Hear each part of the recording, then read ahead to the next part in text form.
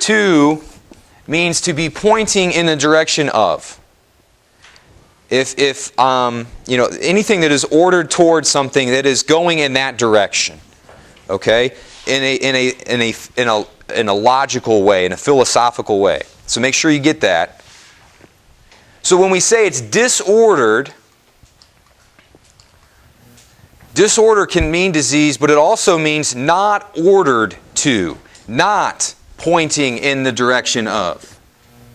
And what is it not pointing? What is a homosexual attraction not pointing in the direction of? I heard two things at the exact same time. Homosexual attraction can be pointed towards an action. It can be. It can be. I mean, it depends on what the person does with it. I say it's not pointing to the natural law. Which would say that a sexual action should... Just stretching? It's not ordered towards children, okay? Towards sex properly understood.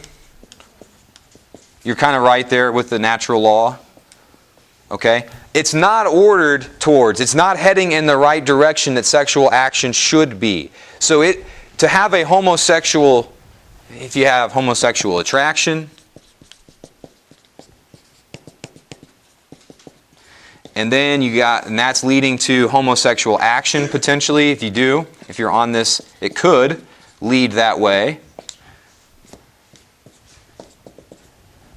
The church says that ultimately will lead to, that is sinful. Okay?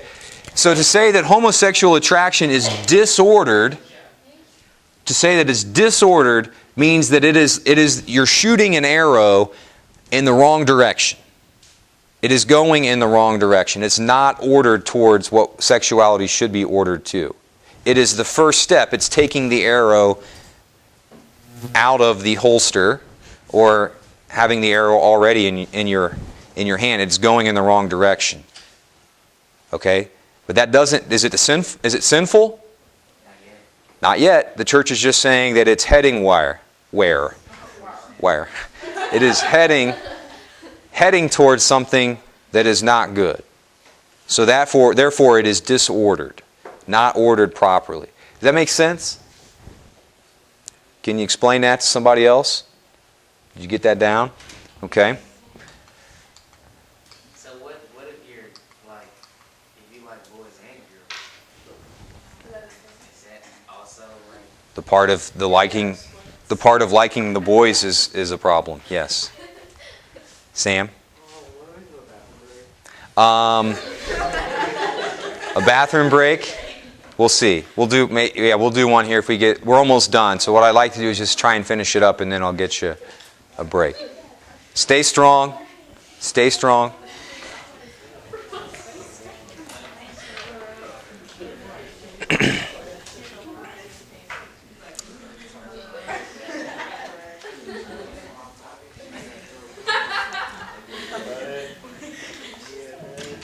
Okay.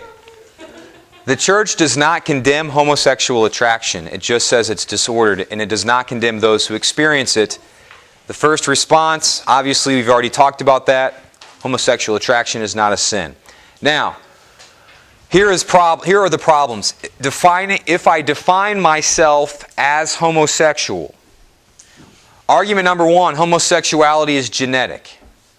Well, one comment to that would be, if homosexuality were genetic, wouldn't it have died out by now? Because homosexual people are certainly not reproducing. It could be recessive. Okay, it could be recessive, but how many generations now has there been homosexual activity going back to the Old Testament, right? Okay, so that means it's been around for 3,000 years. What's the other argument? Like, how else can you... How can you explain a 7-year-old... One of the... So here's what you'll hear if you listen to NPR, right? NPR is right now in a lot of hot water because it's basically kind of putting out there the liberal agenda, and there's moves to not fund it anymore. But every week you'll hear on NPR how there's a study that's done where they have found the location of the homosexual gene. And then the next week what happens is it gets disproved, but that story never makes it onto the news. So all you hear week after week after week, if you watch the news, if you check the news on the internet, if you're listening to the radio on the way home, a new homosexual gene has been found. It gets disproved, but you never hear about the getting disproved. So you hear week after week that's happened. Okay, so that beats into you the mentality that, oh, well, it must be genetic. They keep finding it. But then they always find that it isn't. If it really had been found, we would know about it. So what they say, the argument is, well, it's genetic, we just haven't found it yet. So that's basically what people are saying, what people would say. I don't listen to NPR and I don't really Good. listen to other stuff about it. I'm just saying, like, you check the news, CBS News, you watch the news at night, you get on the internet, MSNBC, all these CNN, anywhere that you look for news. Even if they didn't talk about that, I would still think, how can you, is it genetic, is it a disorder, or not a disorder, but is it something that happens chromosome-wise somehow? Well, there's been people that have been studying that for a long time. I guess what I'm saying is no one has ever found anything. So we're going to talk about here in a minute what the church would say could potentially be causing that. Sean, you had your hand up? Oh yeah, about the genetic thing. Yeah. People are still born with appendixes, right? Our appendix isn't used for anything. But that's different than you still would pass on the gene that would cause that. If it's not being, he's saying like, It's not being used. You can have a homosexual gene and it's not being used and you can still pass it on.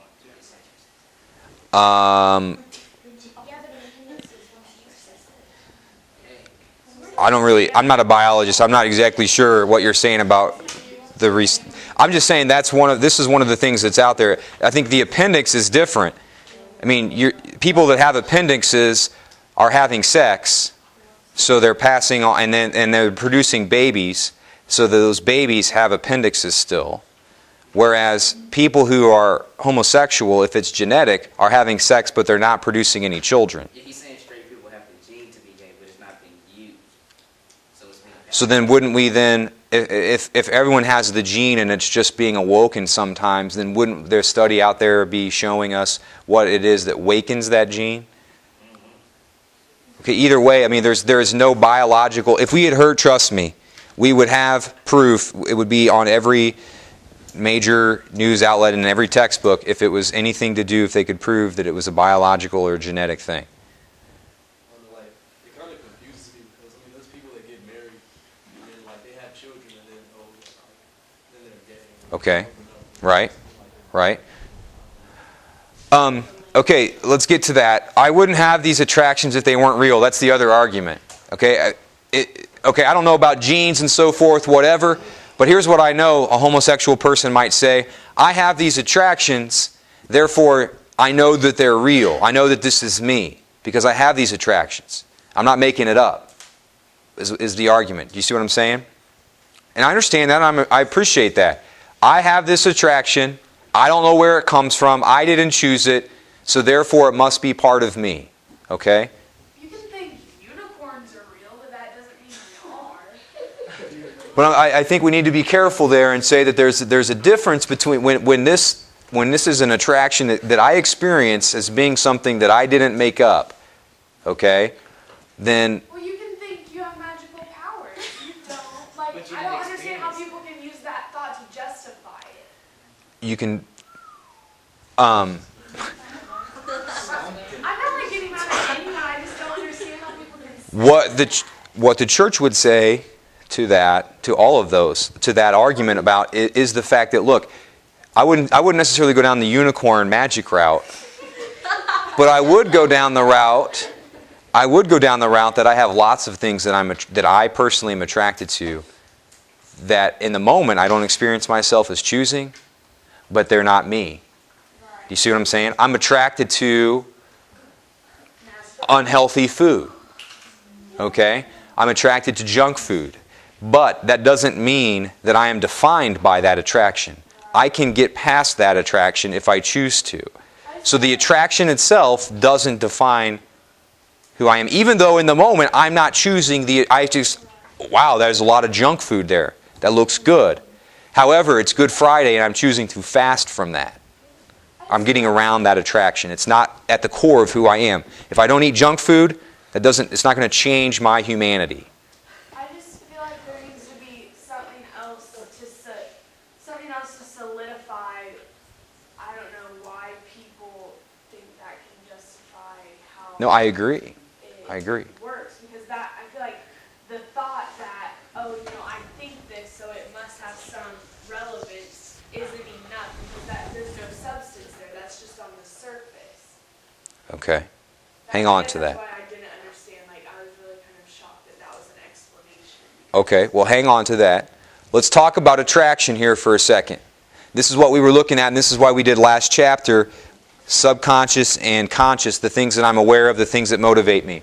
Again, reminder, psychologists agree that up to 95% of the stuff that motivates me to do one thing or another, to act this way or that way, comes from my subconscious. It comes from my subconscious. Okay? So, that means that almost all of what motivates us comes from stuff we don't understand. And that is amazing. Attraction is one of those things that is governed almost completely by my subconscious. I am attracted to people for many different reasons, but I don't usually understand hardly any of them in the moment. All I experience in my mind is I am attracted to that person. I don't choose it, it happens to me. I feel the attraction. Would anybody disagree with that? It's not like I walk around, oh, well, I wonder who I think I'm going to be attracted to today. I wonder which woman I'm going to be attracted to on this television show. And then I choose. No, you don't do that. You experience the attraction. Therefore, it becomes dangerous when people say, because I'm attracted to people of the same sex, I know that this is something that is me. They are essentially saying, I know where my attractions come from. But we don't know where our attractions come from. And the deeper we reflect on why we are attracted to Dave, the more we may come to know. But most of our motivations will always remain hidden from us. So defining ourselves by our attractions is very dangerous. My whole goal in marriage counseling is to get people to lower the level of the iceberg 10%, so that they know a little bit more about why they're choosing their spouse. Because oftentimes the reasons that they're choosing their spouse are totally unknown to them. And it actually goes back way, way back. There are a lot of things that were going on in their childhood, and we can't run from that. We all have that. I had a great upbringing, but there are still things, if I were to get married, that would come from my childhood that would affect that decision. In the moment, I don't choose the attraction. It just happens. But we have to be open enough to say, you know what? I need to realize that there might be things that are causing me to have this attraction besides what I'm aware of. Because that's only 5% to 10% at the most. Like throughout all this subconscious thing, Yes? it's not good that we only know the 5%, correct? You want to in your life become more aware of the things that motivate you. That's spiritual direction, the sacrament of confession, journaling, meditating, praying, all of those things, all those activities are designed to hopefully in your spiritual life lower that level so that you are aware of more of what motivates me. But, like, say you, I guess, figure out that you know more that motivates you. Yes. How do you know that that motivates you? Yeah, You don't ever drain the ocean in that image of the iceberg. You don't ever get to know 100% of everything that, you don't ever totally comprehend everything that's motivating you. But the goal is to lower it so that you know more about yourself. I still don't know exactly what might motivate me to preach on a certain topic this weekend. But I know now, after going through spiritual direction, that there's the temptation to preach on something that would make me look better or something like that. You know what I mean? So now that I've come to realize that, I can avoid that. There are still things probably that I'm unaware of that I should be avoiding, or that maybe come from areas that aren't the best, but I'm not aware totally of those. The question becomes, then how do I know that my attraction to a woman or to the opposite sex is good? If I'm not, if I don't know where my attractions come from, and the church would say that's why we have the natural law. That's why the church says, we have the scriptures to teach us what is the proper way for us to what is the proper set of attractions to have. Okay, does that make sense? Okay. If I can't control what I'm attracted to, why does the church tell me it's wrong to act on my attractions? First of all, the church tells us to not act on a lot of things we are attracted to. I love chocolate, but the church tells me I can't eat too much of it for my own good. I may experience an attraction to a woman, but the church tells me I can't act on that attraction because I'm a priest. So I've made promises, plus I can't act on that attraction except within the bond of marriage anyway. If it tells my brother Matt has an attraction to someone, he can't act on it because he's already married. I'm attracted to the idea of sleeping in and not doing my work and watching movies all day. But the church tells me that it's wrong because it is one of the deadly sins of sloth. So the church tells me not to act on a lot of things that I'm attracted to. Secondly, the church understands we can't control our actions right now, but we can work to improve what we are attracted to by conforming ourselves closer to Christ. That's the key. When a person comes to me and says, I have experiencing homosexual attraction, my first response to them would be one of compassion, concern, dialogue. What can I do for you? How can I help you? What do you want to talk about that? But what we would ultimately believe is, long term, you can change, you can work at your attractions. Okay? I can work at the more that I fight against the attractions that I know are not good, the easier it becomes to leave them behind. For somebody out there walking the halls of Cardinal Ritter, some young freshman perhaps, masturbation is a battle that young man fights constantly with himself. He is constantly thinking about it. He is almost to the point of obsessed about it. Probably lots of them. Okay? If you fight against that, I can tell you for me, and my age, it is not. I don't think about it.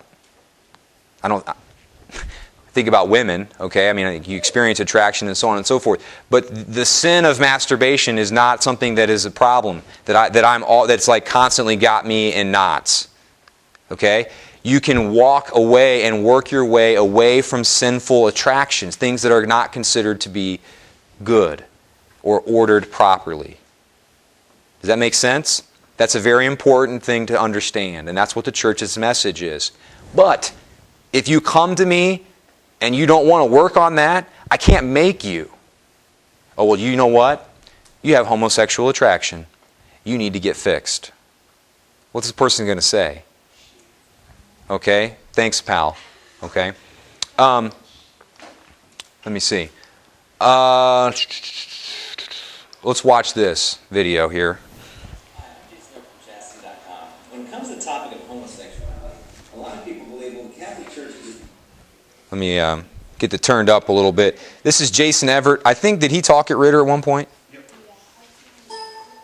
Okay, he does a nice job of kind of laying it out, what the church says.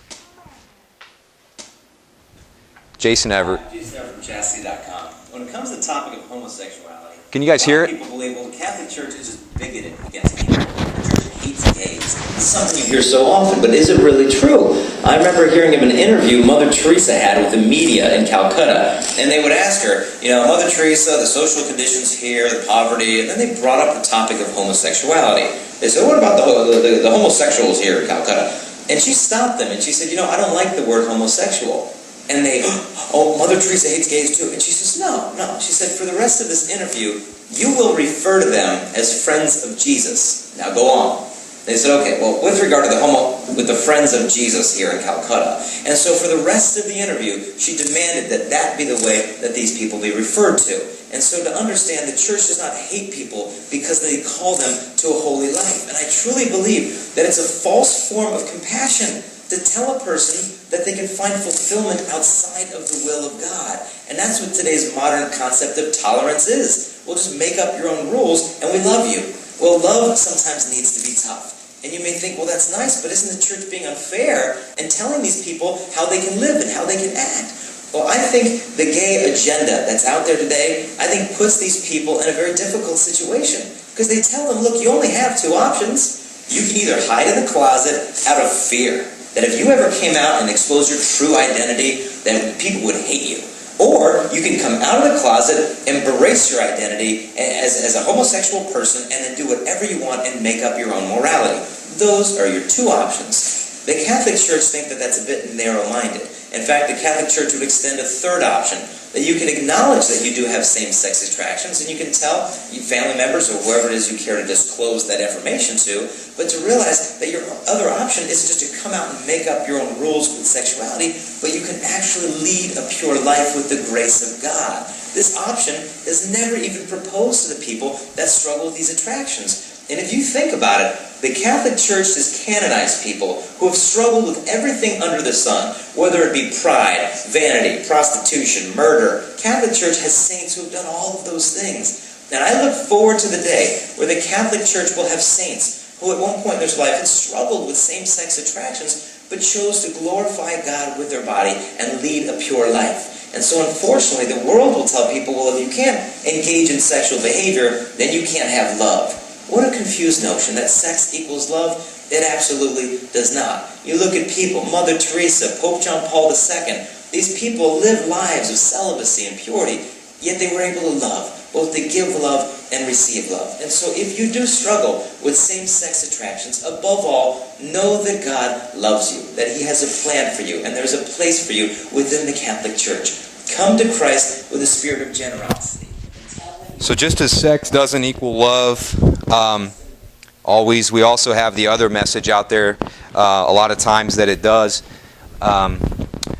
We see that, I think, also played out with regards to, some of the music and stuff that we hear that, 50 Cent song. I'm not into having to make, I'm into having sex, I'm not into making love, right?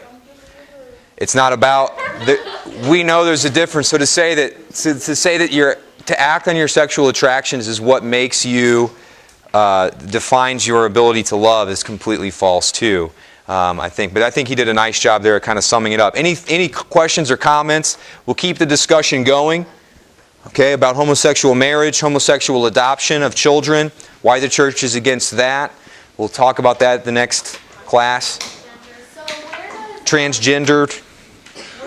NAMBLA fall? NAMBLA? What's NAMBLA? Man, boy, love. Well, that was in one of the Bible quotes that we looked at. Boy prostitutes. That's an abomination. So that's basically where it fits in. All right, hey, you guys did a good job today. Tough subject, a lot to talk about. Thanks for staying awake. Except for Eric.